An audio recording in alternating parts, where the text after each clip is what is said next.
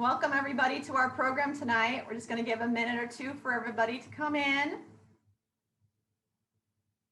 Welcome. It looks like we're going to have a great group tonight.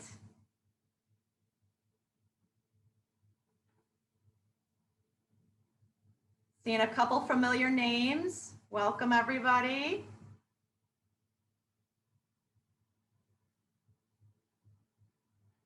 Again, this is our one book, Black Fatherhood, Gender and Family. Just want to make sure you're at the right program. And we'll get started in about a minute here. Give some time for everybody to come in.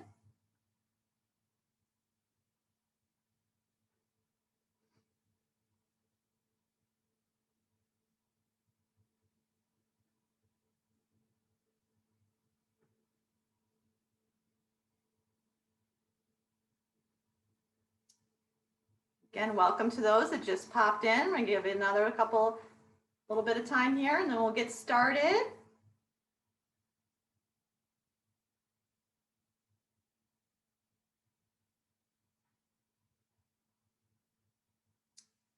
All right, that looks like who we're going to have this evening. We might get a couple latecomers, but go ahead and we'll get started here. My name is Christina Stoll. I'm the Adult Services Manager with the Indian Trails Library. A little background for tonight. Tonight's program will be recorded and later added to the library's YouTube page.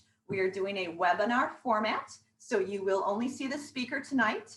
We're also using the capturing feature. So if you would like capturing turned on your screen, you should have a button called subtitles. So you can go ahead and press that subtitle page, check it out. If it's not something for you, just press the button again and you can go ahead and turn it off.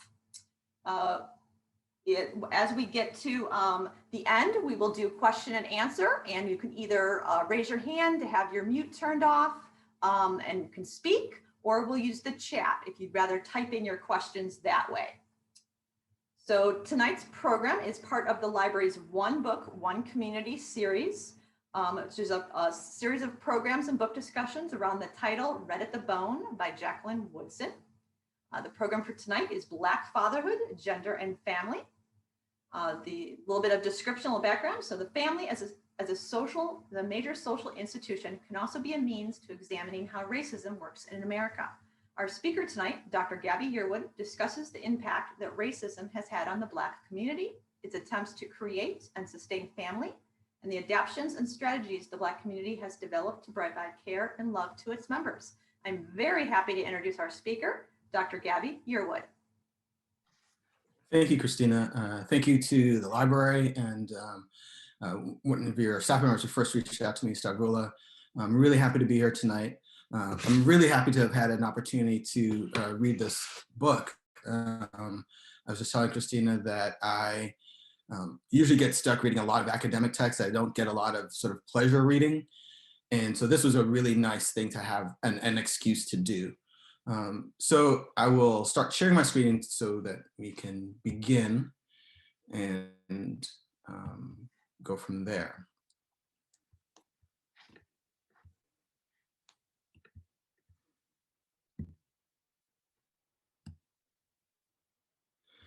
So just to give you a little bit of understanding of the route I'm going. So I'm not a literary theorist or a critical lit person, but I am an anthropologist. I'm going to be talking about family in general, talking about the impact of race and gender and related to the family in the United States. And then towards the end, I'll make some specific references to things that caught my eye in the book that made me think about some of these things that I believe were subtext and themes that ran throughout that I think the writer wove pretty wonderfully throughout the whole book. So I think an important place for me to start is so you understand who I am and what I do. And so as an anthropologist, I look at the world in a very particular kind of way. And I'm going to start off by talking about sea turtles. It's not what I study, though I do admire them and I love them. What I do is study and examine the human condition, the various ways in which we make sense and organize the world. And specifically, I look at it as through a lens of race and racism and the science of race and the historical legacy of racism globally. So typically, there are lots of ways in which people think about human behavior and what it means to be human.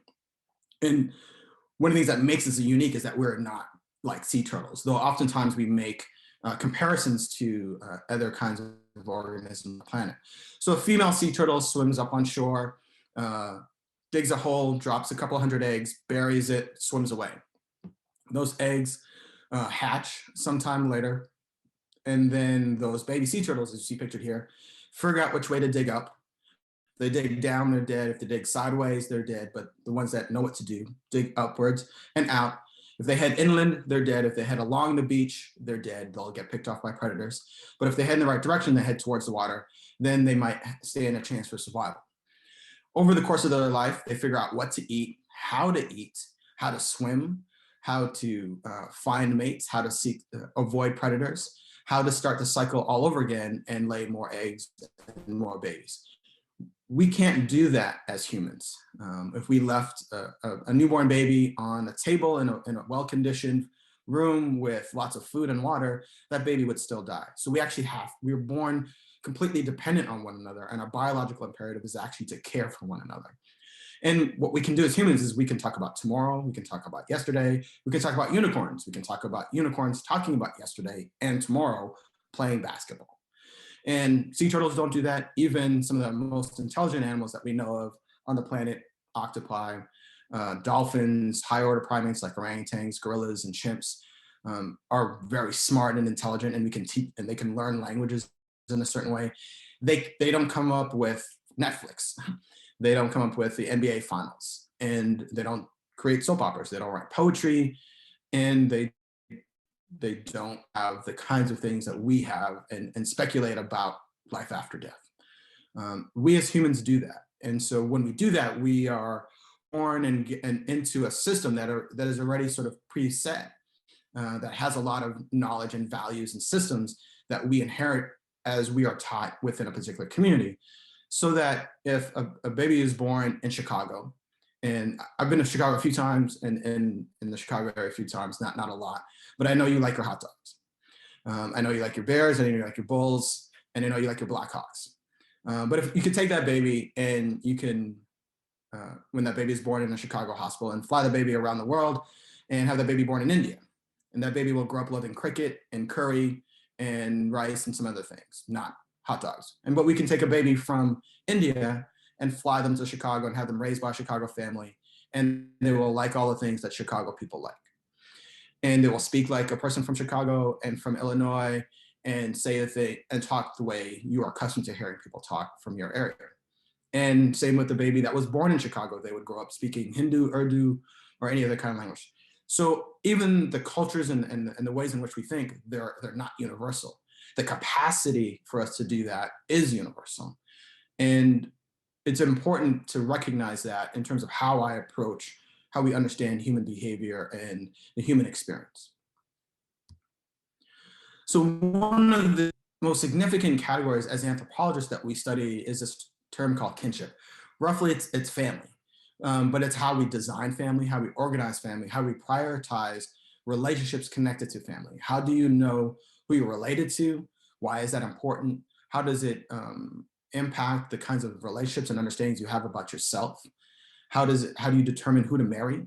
Who are the right marriage partners? And so kinship has always been a very significant category for anthropologists.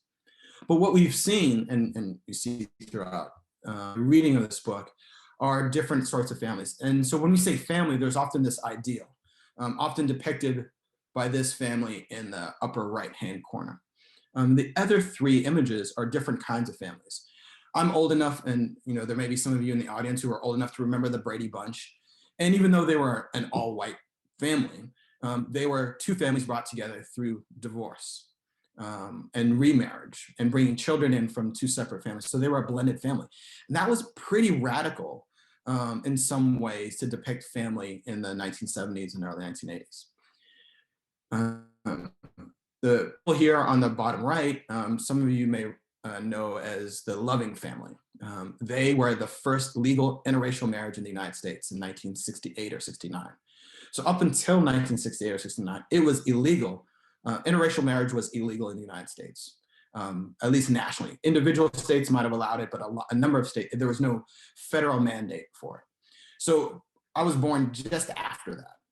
So people my age are part of the first generation of legally interracial marriages in the history of the United States.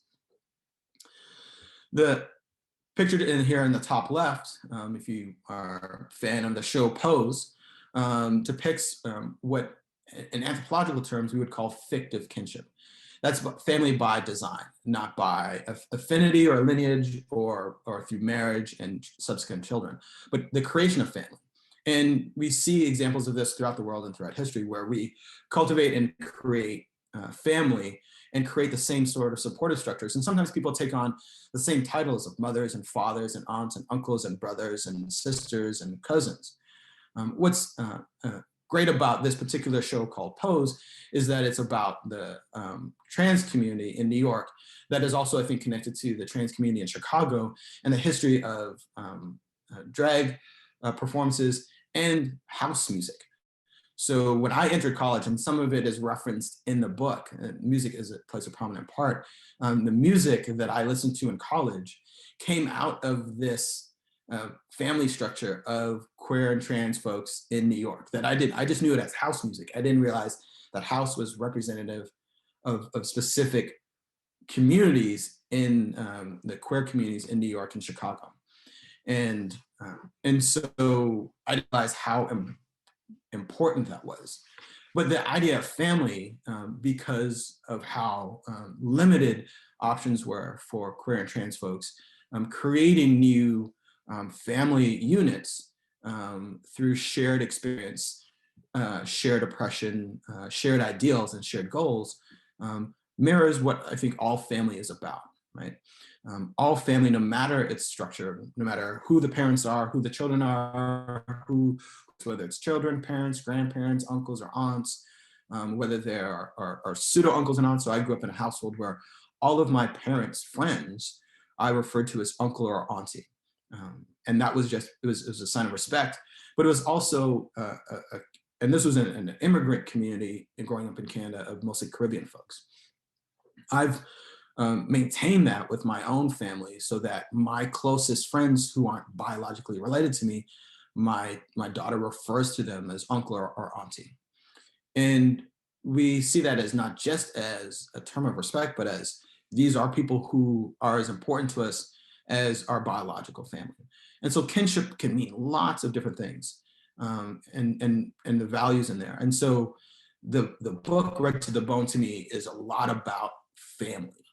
Some of it's pretty obvious, but specifically, what about Black family, right? And Black family in the United States. So I'm going to take us back a little bit historically to give some context about why family is such a important topic for Black people in not just the United States, but throughout the Western Hemisphere. So this map of the continent of Africa, every shade of color represents a different ethnic group. Most people, when they conceptualize Africa, think of it as very monolithic, think of it as just simply a Black space. They don't think about the thousands of languages, cultural practices, religious beliefs, and family structures. So when Europeans engaged with the continent around 1500 to begin what would be the largest scale of human trafficking for the next 400 years, we see an important transformation. And a transformation where in the early era of the slave trade, slave traders and slave owners in the Western Hemisphere understood this great diversity.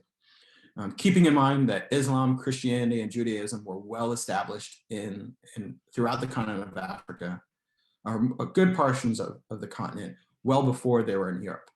So when Europeans showed up on the west coast of Africa and began trading from basically Gaul to Benin and Nigeria, and so this whole coastline became known as the slave coast. And there are still forts and structures there where Africans were held and put on ships bound for North America, South America, and the Caribbean and Latin America. But when they showed up, Islam had been there for 100 years.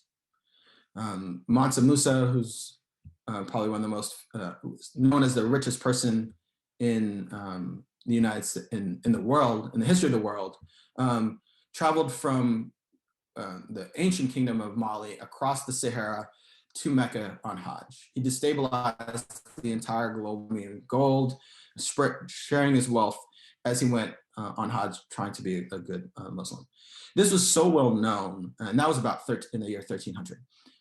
This diversity was so well known that when slave plantation owners were purchasing Africans, they said, well, I want somebody from this region because I know they're good at cultivating rice. Well, I want somebody from this region because I know they're good with cotton. So that diversity was there. But there became an erasure where all of this becomes homogenized as just a Black space.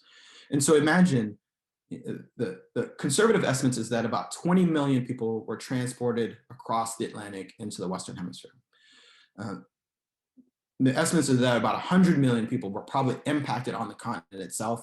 There are records that people were coming from thousands of miles away, so maybe as far as the Sudan, because it was the biggest global economy, most significant global economy for a long period of time, that people would trek across 1,000 miles to bring other people for sale along the West African coast. And so this, what we know as a trade, reshifted lots of things. It also erased a lot of things in certain ways. So you're getting people coming from a whole variety of different kinds of cultural and ethnic practices and models, finding themselves intermingled amongst one another in countries like Trinidad or Brazil, Cuba, South Carolina, and Georgia. So what happens when you have people coming from all of these different places? Then you get sort of what we see throughout the Western Hemisphere and Black descendant communities is a creolization or a mixing of different practices. And family is one of those ways. And so what families look like and family structure looked like on the African continent had to be adapted and altered in some ways in the Western Hemisphere. They did maintain lots of practices because it's not like people forgot on the voyage, but it was very traumatic. And in the Western Hemisphere, they had to adapt and they had to respond to what they were able and allowed to do. And they were entering into a social system, into a social world that had never existed before, where you have these plantations with hundreds of slaves and one or two or a handful of plantation owners managing it. And so and then that organizing all of life. And so in the Western Hemisphere, that became the most important defining structure of all social life. And family became an important component to it. So the image here on the right is a bird's eye view of the University of Virginia's center of their campus. If you know anything about the University of Virginia, it was founded by Thomas Jefferson, one of the most famous Americans, one of the most famous slave owners.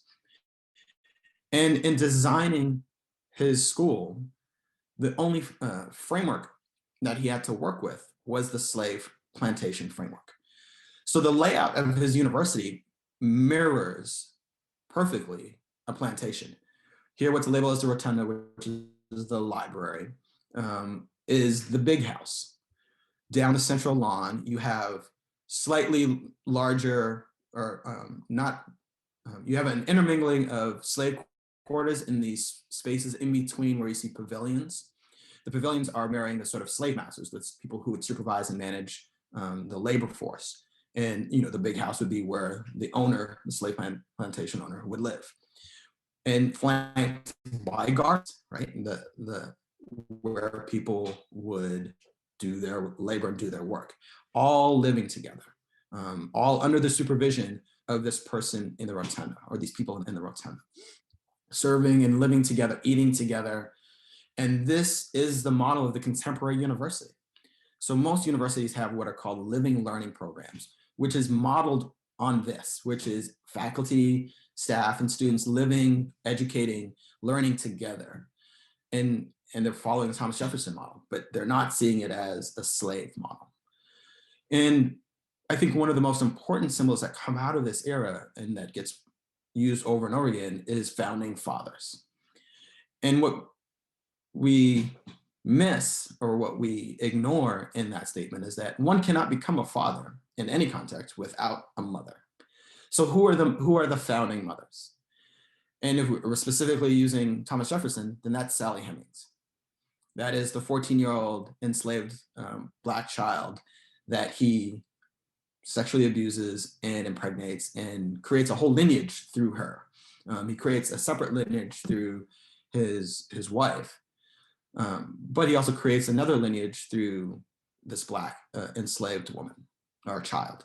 And so in the United States, that's how the slave population was maintained. Brazil, if we go back to this photo, I also have a really large arrow pointing to Brazil. They had the largest importation of Africans than any other colonized space in the Western Hemisphere. The systems in Brazil and parts of the Caribbean were so brutal that people were dying too fast to reproduce. So they just kept purchasing and buying more people. The United States, in terms of picking cotton and tobacco, were less brutal systems. And so people could survive, people could reproduce. A lot of that reproduction was through the slave owner and enslaved Black women.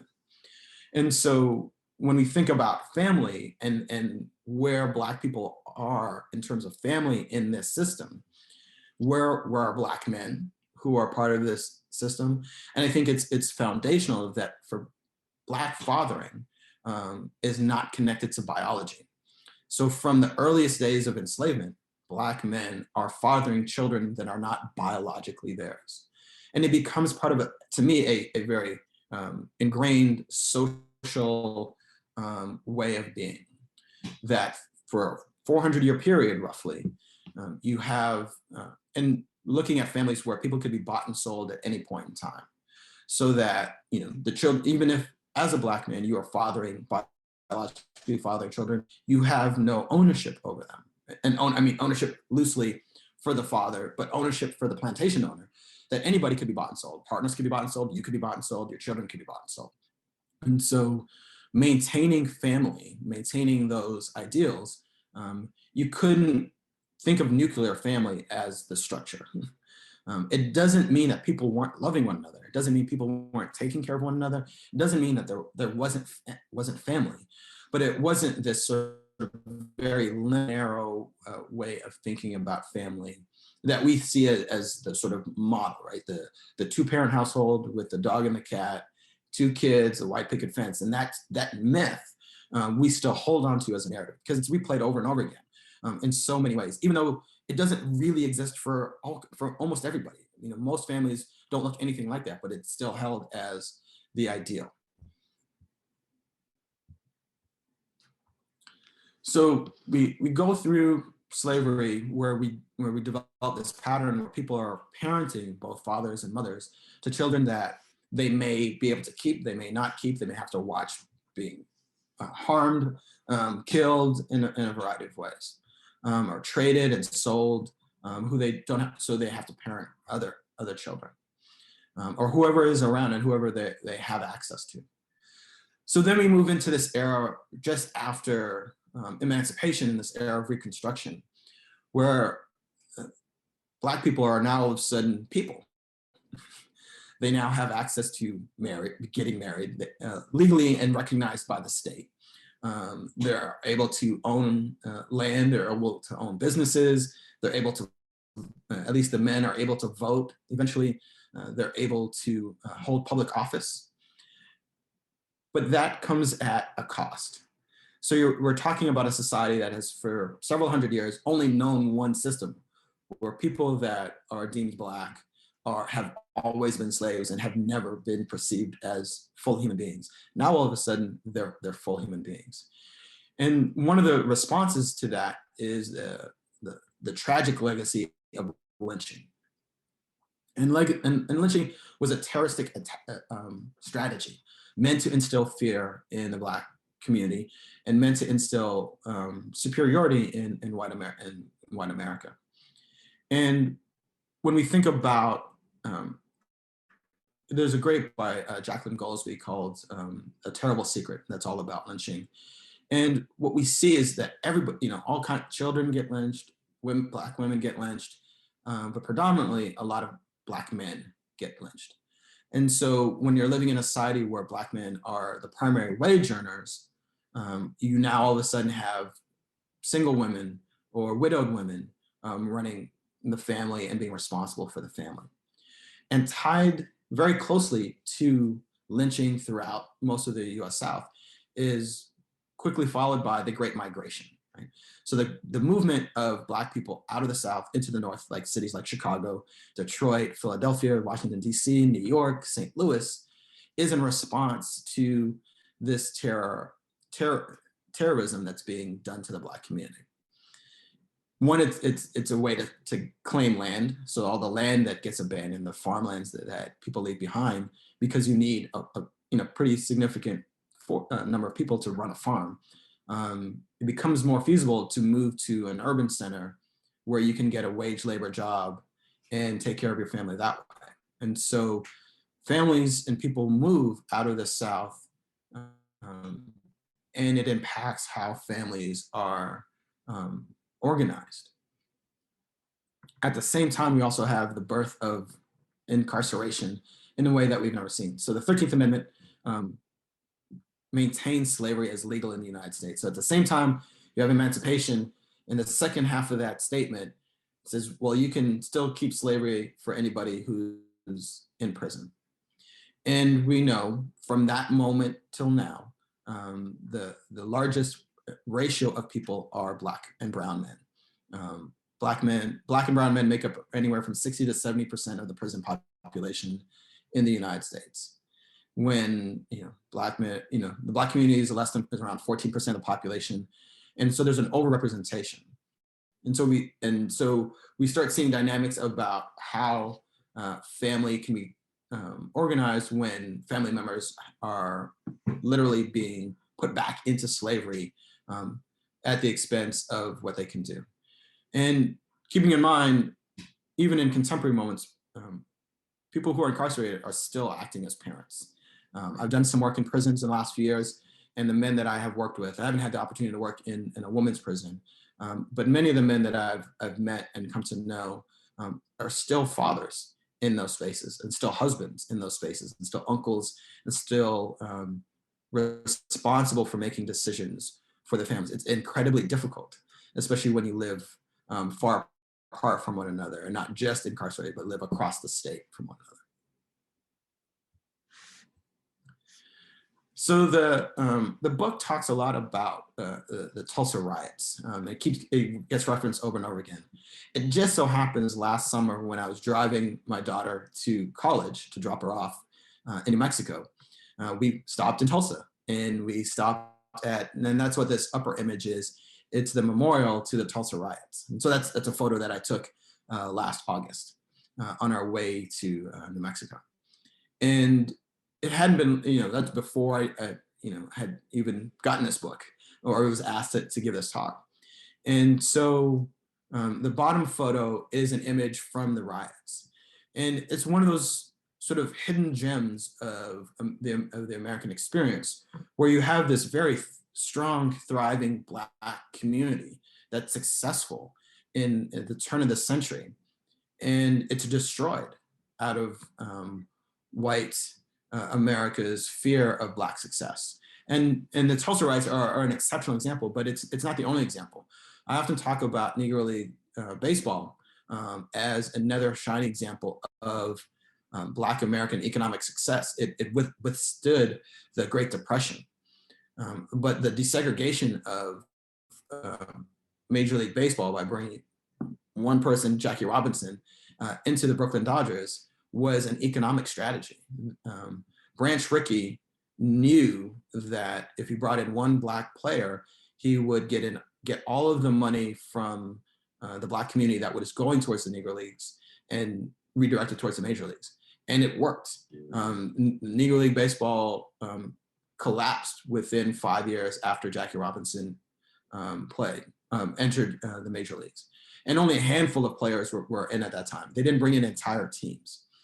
And I know this sort of, not firsthand, but I had the pleasure of meeting Jackie Robinson's daughter once and getting an opportunity to talk to her several years, about 10 years or so ago. And it was amazing. And she talked about what her father shared with her in the meetings he had with the front office staff with the Brooklyn Dodgers about what his role was and why he was really there.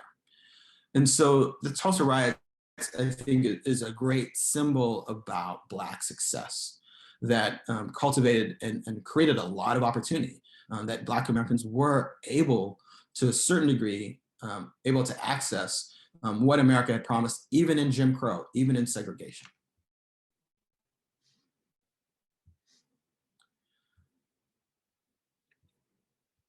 When we move past the 20s and we move into World War II, the Korean War, Vietnam War, we see an incorporation of Black men into the military in very significant numbers.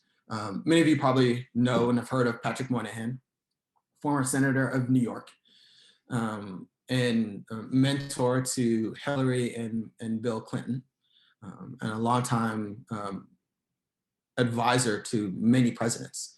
He was an advisor to Johnson, Nixon, and Ford.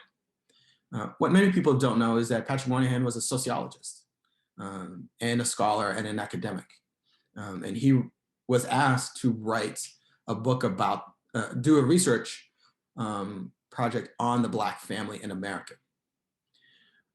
And he did, but he did it from a perspective that demonized the Black family and labeled the Black family as having too many women in charge of the household. And that Black men were emasculated by Black women. And that the only way in which for Black men to achieve their rightful role as head of the family was to conscript them into the military. And so this comes out right around the beginning of the Vietnam War. And so the Vietnam War, you see the largest conscription of Black men into the US military. And all of us know the brutal impact of the Vietnam War on society when those men who had been put through trauma asked to enact trauma on others, what they did when they came home. PTSD wasn't a formal term, but the trauma between the drugs and the violence that was rampant in the Vietnam War, Black men brought that home into Black communities after the war. And the ideals around the welfare program and the fear and the consistent rhetoric about the drain on the American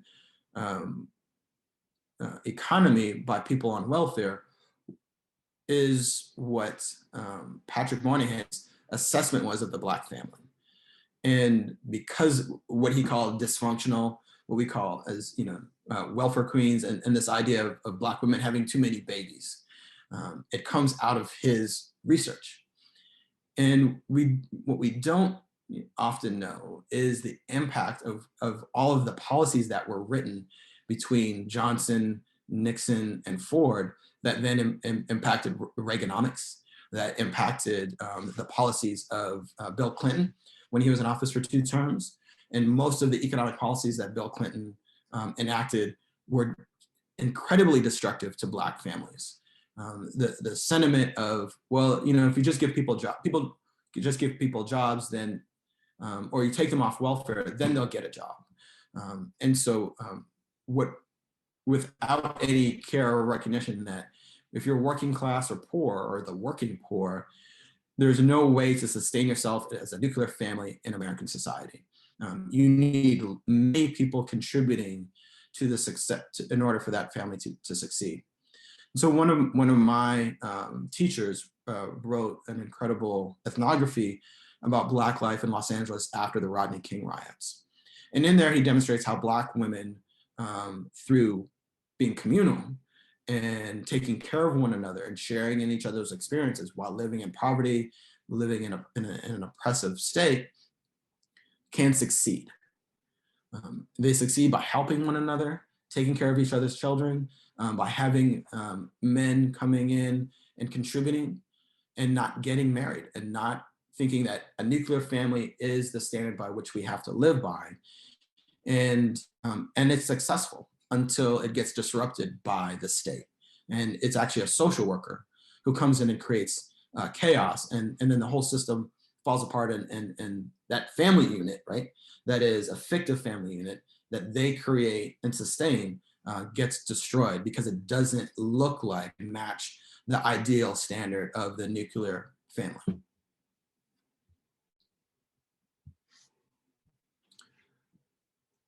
When we move from the 60s and 70s into the 1980s, and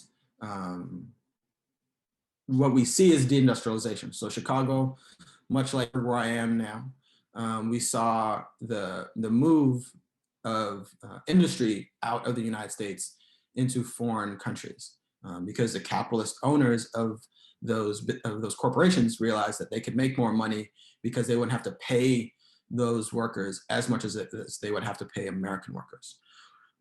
What a lot of people also don't realize is that it coincides with the privatization and growth of prisons, both at the federal level, and recognizing that prisons became a new form of industry. And most people think about deindustrialization impacting urban areas, but it vastly impacted rural areas as well. And one of the main ways in which rural areas were helped was through the building of prisons. So if you look at a map and you get a map of where all of the state prisons are and where all the federal prisons are, almost all of them are in rural areas. And that brings economy into those spaces at the expense of urban spaces. So you're taking urban people. So if you think about people who commit crimes in Chicago, they're sent halfway across the state into various kinds of state or federal prisons. And those men who are now legally slaves work for the state and for that prison. So one of the prisons that I work in here in Pennsylvania, they make, the stereotype lives true, they make all the license plates for the state of Pennsylvania. And it's about an hour and a half drive through windy roads from south of Pittsburgh to get to this prison. Most of the men who are there are from Philadelphia, which is on the other end of the state. And there's a bus that comes from Pennsylvania once or twice a week. There's nothing nearby. There's a Walmart that's about 30 minutes away. And so if people don't have the right clothing, they get, somebody gives them a ride to the Walmart so that they can buy clothes so that they can enter the prison, because there's lots of really strict rules about what you can and can't wear. And so, but it is a real industry. So that one of my, I've taught in the prisons, and one of my students was a person who handled every license plate after it was completed. So he literally touched every license plate. And if Illinois is anything like Pennsylvania, when you get your car registered and you get new tags, that's a lot of money. He makes about 40 cents an hour. And that's one of the best jobs in the prison, if not the best job. He has the most coveted job in the prison, and the highest paying job in the prison. And so that's how slavery continues. And so some of you, depending on how old you are, might remember Live Aid and Farm Aid. Live Aid was this concert put on organized initially by a British artist, then joined by Harry Belafonte and Michael Jackson and Quincy Jones. It was this huge day-long to raise money for famine relief in Ethiopia. Willie Nelson stole that idea and came up with Farm Aid. And the first one was in your state of Illinois to help American farmers. There has never been an urban aid, right? What urban areas that are thought of as Black and brown have never had anyone fight for them or throw a concert for them in this way. And so when industry was leaving both those places, America, both socially and politically, helped rural America over urban America.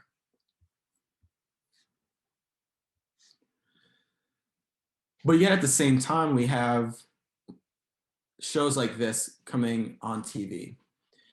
I had what I thought was a highlight of my youth in meeting Bill Cosby when I was a college student at the University of Pennsylvania.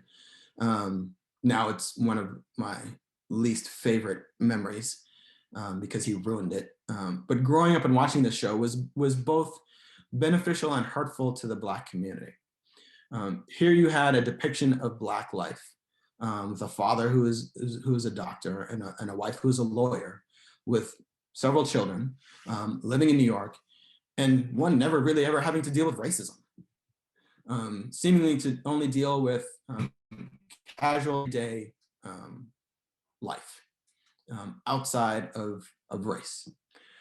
And it was groundbreaking in certain ways, given the long legacy of how Black people were depicted in media and have been depicted in media, and the limitations and restrictions on how Black, especially a Black father, here's a Black father who was at home and present all the time. His business was in the house, in the basement, but he was always present for his children. He was never not home. The wife left to go to work, and he supported her in that. And the children went to him for guidance and support in dealing with everyday childhood or youth issues, right? We often sort of depict family structures and the home itself as being the domain of women. And that's patriarchy forcing women into spaces that anyone could be in. And so recognizing the important example of a Black father who was always present, who served dinner, who made dinner, was impactful on a generation of a lot of people, including myself, prior to knowing what he was doing in his private life. But as a character, it said a lot. But at the same time, there was a subtext about being a certain kind of Black person. In the same way Jackie Robinson was told that he had to behave, he couldn't respond to the violence and racist behavior of people he would deal with in Major League Baseball. The Cosby Show represented a very particular kind of Black perspective that was very classist, that was very sexist. Excuse me. And so in some ways it negatively hurt the Black family, because not all Black families look like this or had the opportunity to look like this or even wanted to look like this. And where were Black gay men? Where were Black gay women? Where were Black trans folks who had families and who were heads of households and who were successful and happy and loving? And so this solidified a particular kind of family. And it misled a lot of people in the 1980s to believe that everything was okay with the Black community, that civil rights had worked, Black families were successful, and we don't need to worry about them. At the same time, Reaganomics and then eventually Bill Clinton sort of were attacking structurally Black families throughout the nation. To me, one of my favorite examples of Black fatherhood that solidifies my argument about Black fathering that tracks back into enslavement, where Black men have always been fathering. They don't always father their biological children, but they father children. And so I don't know if you've ever seen the movie Moonlight, but it follows the life of a young boy who's here being held by an older man who's teaching him how to swim. This man takes on a fatherly role. He happens to be a drug dealer. The boy happens to grow up to be a drug dealer, but the boy is also, I'll say queer, because he doesn't come out and specifically say, I'm a gay man, but he's queer and is a man who is attracted to and engages in intimate relationships with other men. And he knows this as a young boy. As a 7-year-old boy, he feels differently than how other boys feel. And here he's sitting in the house of a known drug dealer who's taken him in, and he asks him these questions. He was like, they use derogatory words that I'm not going to repeat here. But he's like, do you think I'm this? And the man tells him, don't ever let anybody call you that. Don't let anyone ever disrespect you, no matter who you are or what you think about yourself. And there's this amazing moment in the movie where he teaches him to swim. And it's just this amazing moment of intimacy between, I would say, a father and a son that shows the capacity of loving a Black man with Black boys. And he cares for him, and he's there as a model, as a role model for him, in terms, and we can deal with the drug dealing as another way in terms of people need money, and drug dealing is a way to enter into an economy that is otherwise restrictive to Black people, and especially Black men. And so when we think about that as an example, I think about so many aspects of the book. Aubrey's character, who's fully committed to being a husband and a father, wants to do all the things he can to make Iris love him no matter what Iris feels. But we see so many subtexts. We see this legacy of trauma that gets talked about, and using the Tulsa riots as a motif. That physical scar on, I think it was on my grandparents, but the feeling that people carry with them, that Iris first sort of understands when she's being taught by Aubrey's mom. The constant underlying fear of this is all going to fall apart. That every choice, every decision, every day is not an opportunity for success. Like no one's ever calm or relaxed. It's rare that that's happened. And if they are, then it's immediately followed by a moment of disruption. And we see that as, I see that as a pattern in American life, and the inability of Black families to pass along wealth. And so even though Iris's parents are college educated, I think her father's an engineer, makes reference to being an engineer, but they both have to fear about their daughter's success. And so when we think about that constant fear in Black families, that any mistake can ruin everyone's possibilities. And then when we think about Iris as a woman who loves other women, but trapped in a world where supposed to be with men, and pressure from family, pressure from society about what that means, and still wanting and not knowing what it means to be a mother. And so we see it as an important challenging that all women should and want and need to be mothers. And I think it's an important distinction to show that in these gendered roles, and the family enforces that we see some new ideas, not necessarily new ideas, but ways to challenge those norms. So I'm gonna stop there, and I'm happy to answer any questions anyone has.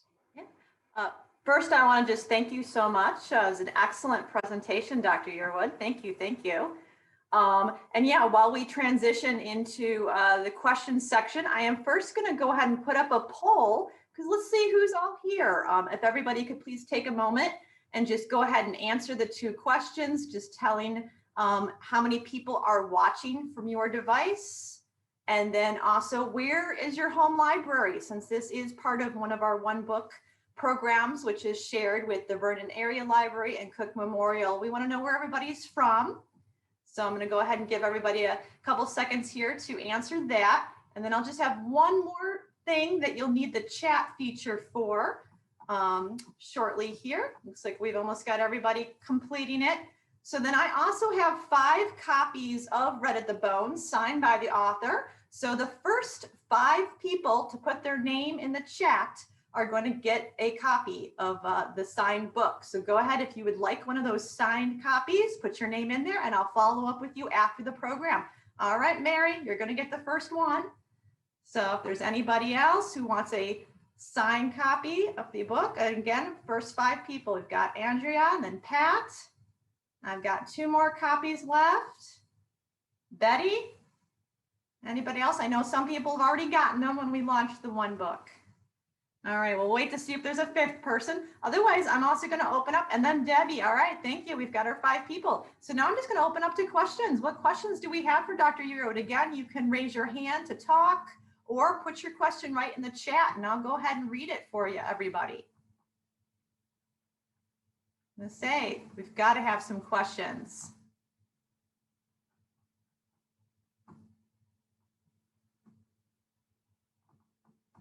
I was going to say, Dr. Yearwood, I know you said that you got a chance to read the book as well, Read to the Bone. I did. I read and I loved it. I knew I was gonna like it because it immediately opened up with Prince music, or talking about Prince, and I'm based on guessing, I'd say Iris and Aubrey would be my age. The era in which they were talking about their youth matches my teenage and early 20s, and the music that they were referencing, and how much that meant to how we thought about ourselves. And I would say in relation to this program tonight, Aubrey was actually the character that I really was drawn to in the book, the father. So I was really looking forward to the connections then also to your program tonight, being the fact that you were going to be talking also about Black fatherhood. You have our first question from Dee. What is the Black family norm today? And is it where it needs to be? I don't think there is or should be a norm. I think people should be allowed to form family in the way that is most important to them, and that gives them the support and allows them to care for the people that they want to care about and create family. And so I think any family, there shouldn't be any limitations on what we call family. So, and I think we've seen that example all over the world, but obviously within the United States and obviously within the Black community. One thing that I will say that I think is common throughout the Black diaspora, throughout the Black world, is that it's pretty much a norm of having women as head of households. It's common in the Caribbean, where I'm originally from. It's common in my family in terms of like my mother and my sister, as now my sister as sort of the default head of the family. And in the family structure in the Caribbean, women are heads of households, where men come in, and so that men aren't present and men aren't important, but life structures around mothers and daughters, and mothers and their children. And so I think I see that in Black life throughout the United States and throughout other parts of the Black world. Thank you. Our next question is from John. What about Iris's incredibility about Aubrey could be such a good father? Well, I think it's 2 things. One, I think Iris as a character struggles with understanding why anyone wants to be a parent.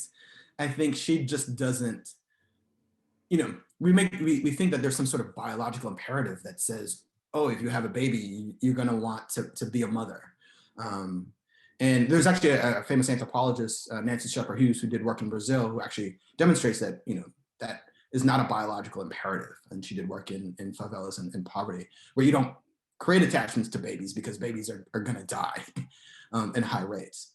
And so, but I think the character of Iris is great in that she's just like, why would you want to do this?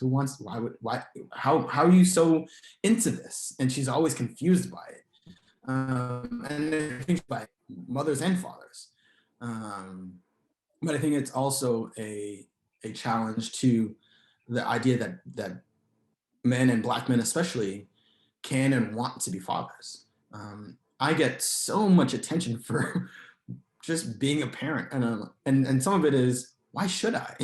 But it is out of the norm in terms of the general imagination.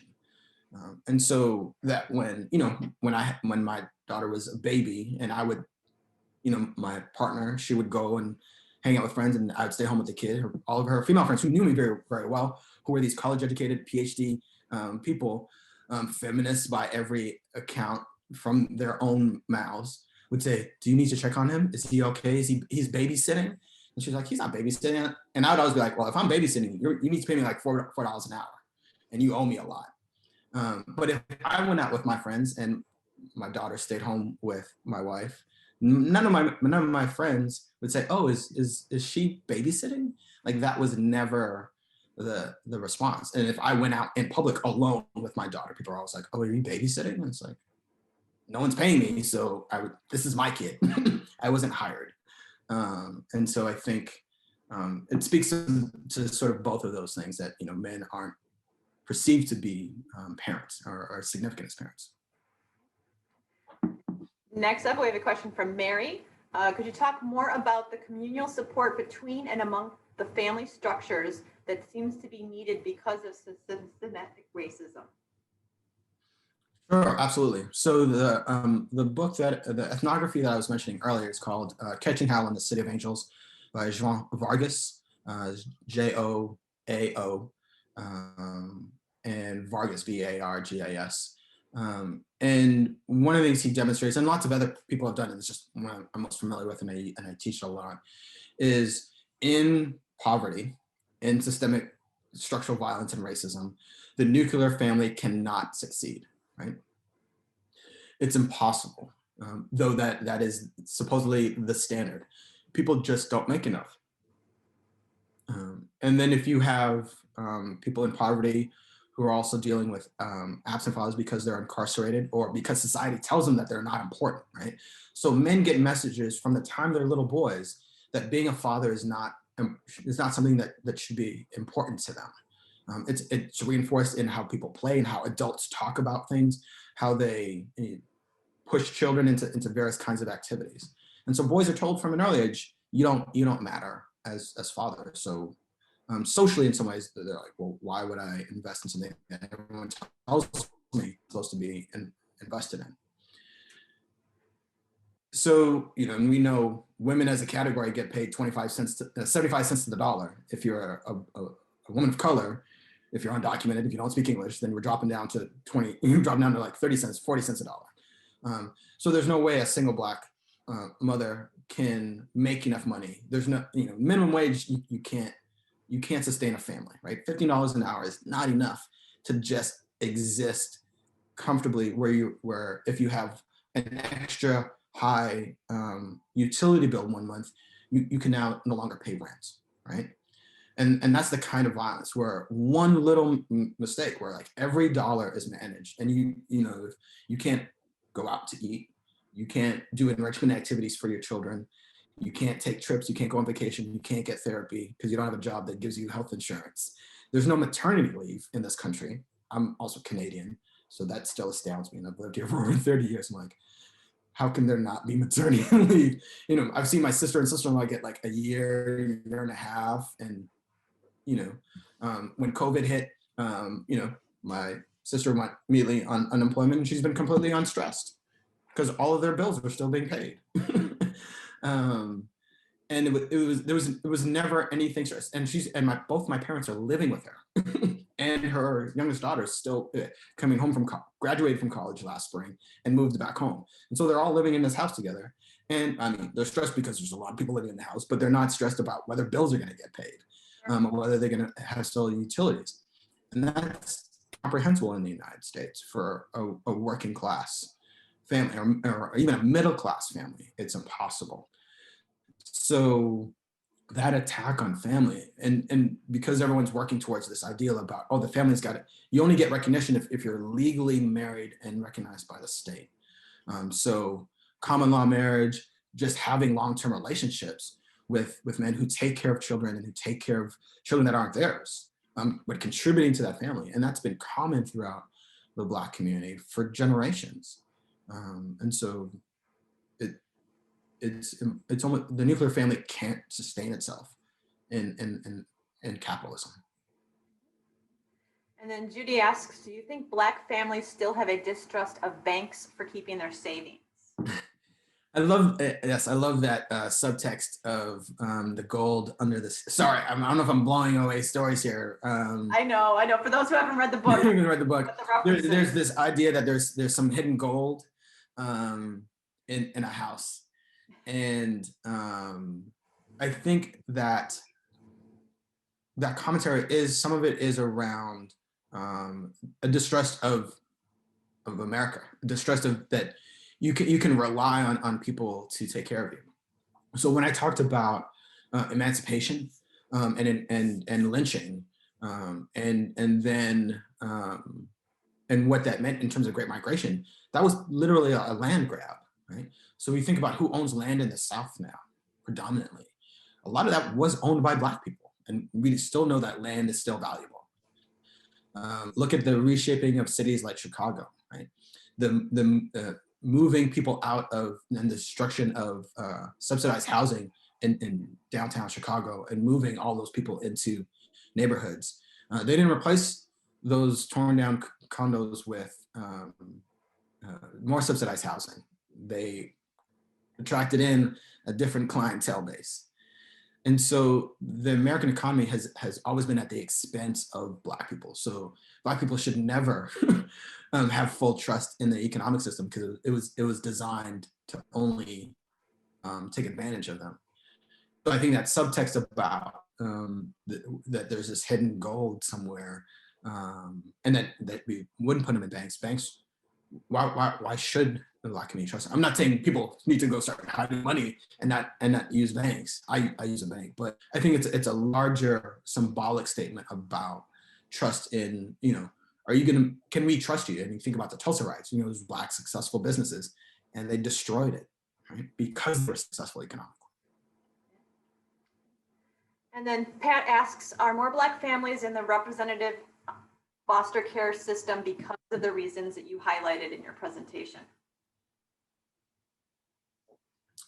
I wouldn't say that there are more. I'd say there's an overrepresentation of Black children and brown children in the foster care system. And the foster care system is really about poverty.